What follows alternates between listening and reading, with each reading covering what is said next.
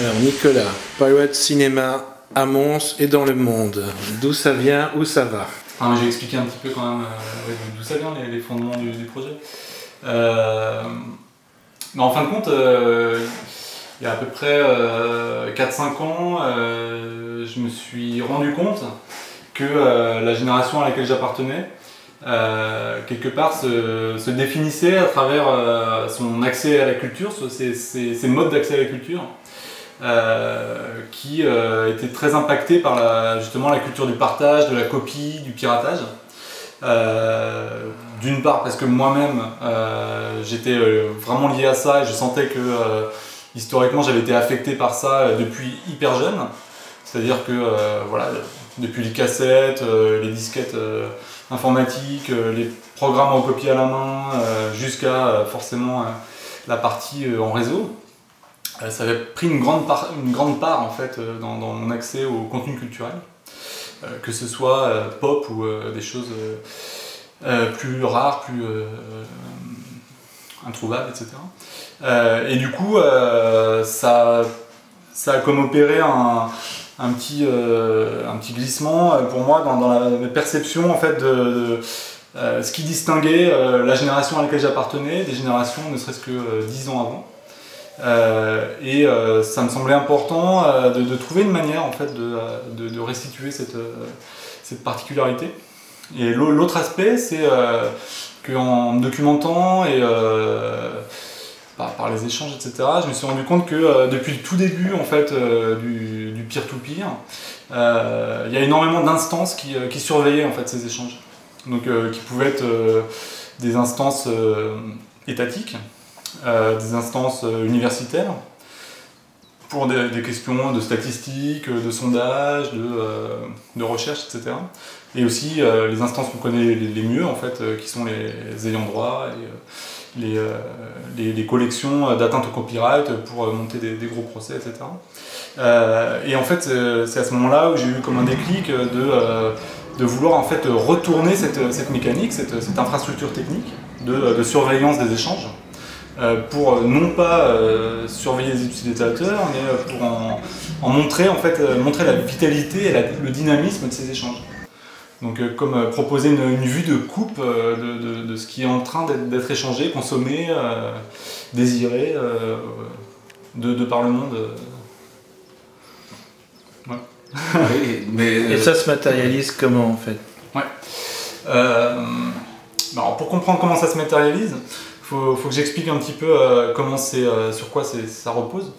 En fait, le protocole BitTorrent, ça repose sur la fragmentation des fichiers pour optimiser les échanges et leur pérennité dans le temps.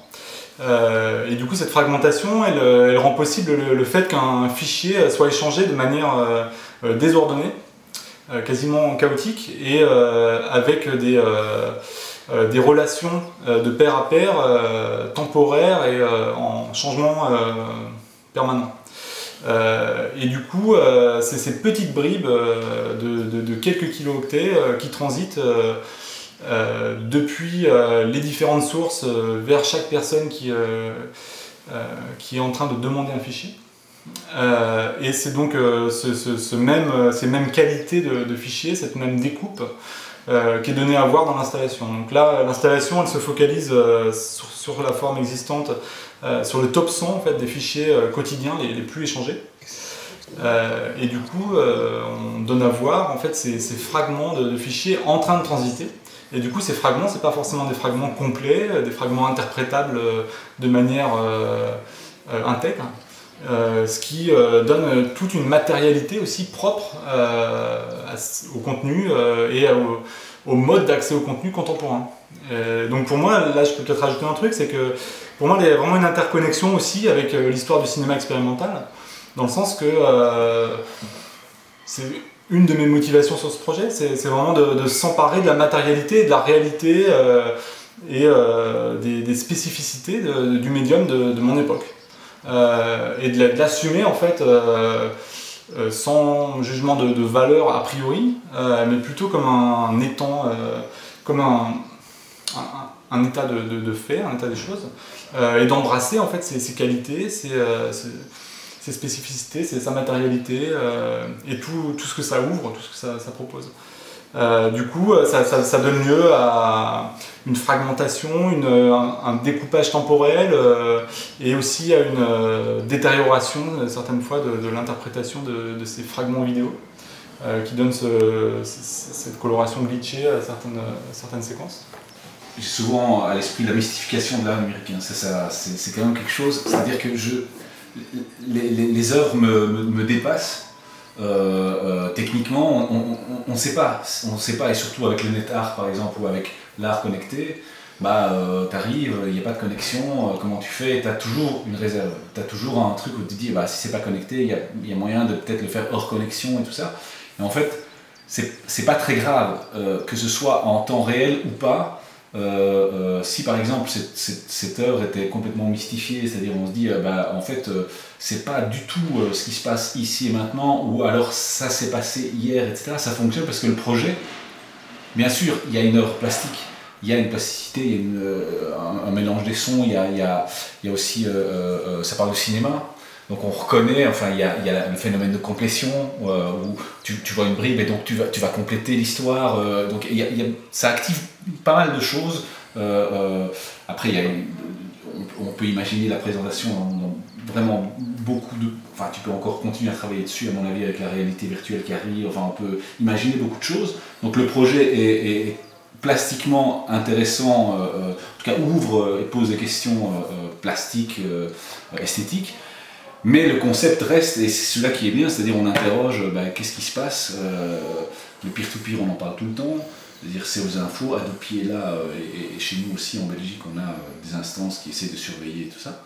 Et puis là, voilà, pour moi ce qui est intéressant, et c'est comme ça que je l'ai pris, c'est que Nicolas, il y a ces réflexions qui viennent, projet après projet et année après année, et ici c'en était encore une.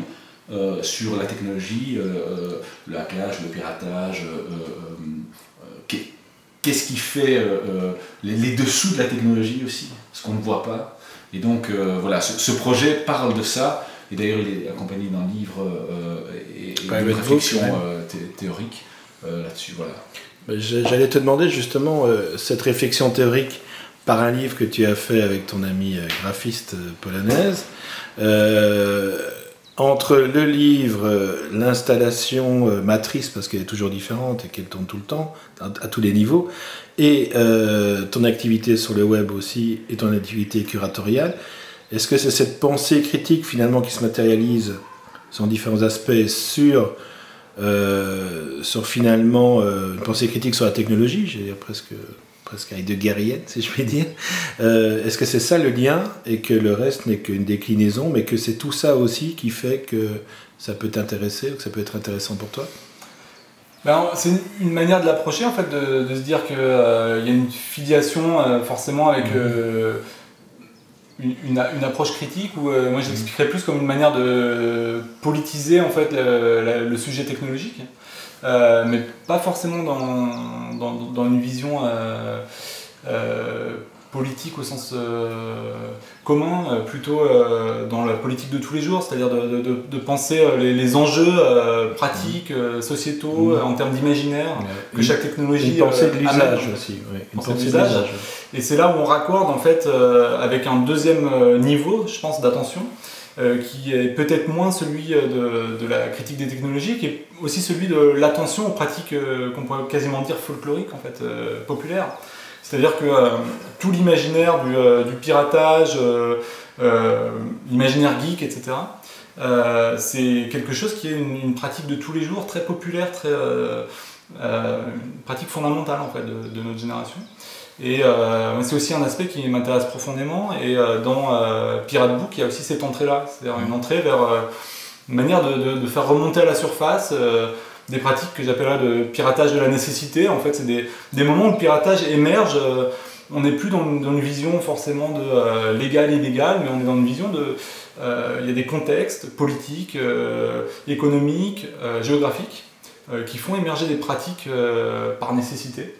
Et cette friction m'intéresse aussi profondément. Et donc le livre en fait qu'on a compilé avec Maria Roszkowska, c'est vraiment une compilation sous un angle de regard d'artiste et pas d'ethnographe, pas d'historien, d'anecdotes juxtaposées et qui font sens par leur mise en relation. Et avec différents contributeurs invités aussi. Exactement, donc pour la partie géographique, on a invité 9 contributeurs de différents pays autour du monde qui justement nous ont partagé des anecdotes d'émergence de pratiques de piratage de la nécessité et de piratage plus précisément de contenu culturel. Tu as déjà fait pas mal d'interviews sur ton travail, donc vers où tu vas, ça me paraît intéressant, le projet dont tu nous as parlé tout à l'heure, mais encore plus généralement, je veux dire comment tu entrevois, donc pas seulement un projet, mais à mon avis tu dois en avoir 2 ou 3 dans les années qui viennent, là, dans les mois qui viennent, que tu vas mettre en route. Comment tu crois que ça va se mettre? Parce que je suppose que tu réagis aussi à ce qui se passe, en tout cas c'est comme ça que les créateurs font. Enfin, tu prends et puis tu vas être en réaction, donc par rapport à quoi tu es en réaction?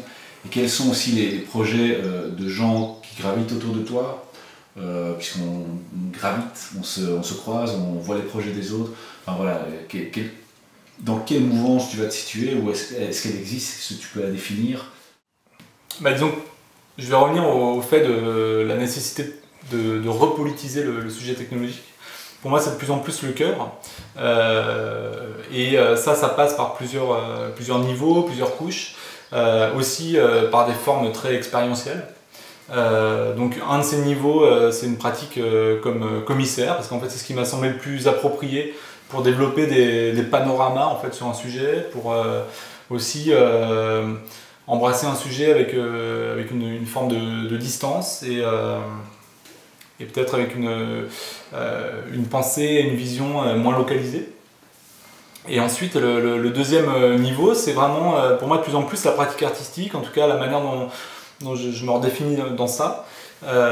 C'est vraiment à travers le fait de mettre en place des expériences, des moments partagés, qui permettent de faire percevoir en fait, des enjeux qui seraient durs à faire émerger à travers l'abstraction du débat, l'abstraction discursive. Donc, les projets vers lesquels je tends là, à moyen terme, c'est vraiment des situations critiques dans le sens où elles font surgir des choses. Et de créer ces situations d'inconfort, de trouble, d'étrangeté, d'absurde, afin que quelque chose de l'ordre d'un débat sur un futur proche émerge de par cette étrangeté, de par ces moments de friction. Et c'est ce qui se passe en ce moment avec ton travail en plusieurs phases sur le site du Jeu de Paume, mais aussi pas que sur le site, avec Disnovation. Peut-être nous dire ce que c'est pour toi ce concept, et ensuite justement vers où va-t-il en lien avec ta pratique aussi, et cet aspect critique des usages dont on a parlé tout à l'heure. Je peux revenir d'où a émergé ce projet. Donc autour de 2012, en fait, j'ai commencé à formuler quelque chose qui me préoccupait depuis longtemps, sous le nom d'une propagande de l'innovation. Donc sous l'idée en fait qu'il y aurait quelque chose de l'ordre d'une force de propagande autour de la notion et la rhétorique de l'innovation, aussi bien dans la sphère culturelle que dans la sphère sociale et politique, industrielle, etc. Et que c'est peut-être quelque chose qui définit un temps, une époque dans laquelle on évolue. À travers ce prisme, ça m'intéressait de creuser en fait, tout ce que ça permettait de soulever, tous les nouveaux angles de vue en fait, par lesquels ça permettait de se réemparer de sujets qu'on traite tous les jours. Donc notamment, pour moi, il y avait un grand inconfort depuis le tout début où je pratique dans le champ des nouveaux médias, envers les pratiques justement ludiques, décoratives, ornementales, etc. Un très grand inconfort dans le sens où je me demandais en fait, en dehors du narratif d'une œuvre, qu'est-ce qui était réellement validé, véhiculé par ces œuvres. Et de plus en plus, je me dis que ce qui est véhiculé, c'est une validation en fait d'un système, de la consommation, de l'innovation permanente, du coup aussi de l'obsolescence, du renouveau, etc. et que ça, à mon avis, ça cristallise une vraie problématique d'époque.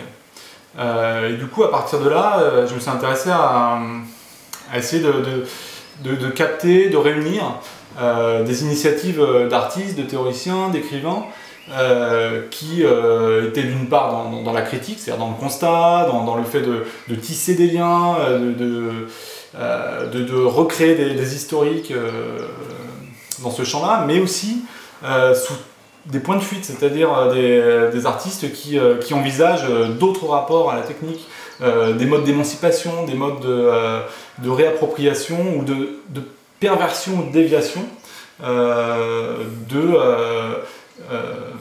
on va dire, des dessins initiaux en fait, d'une technologie.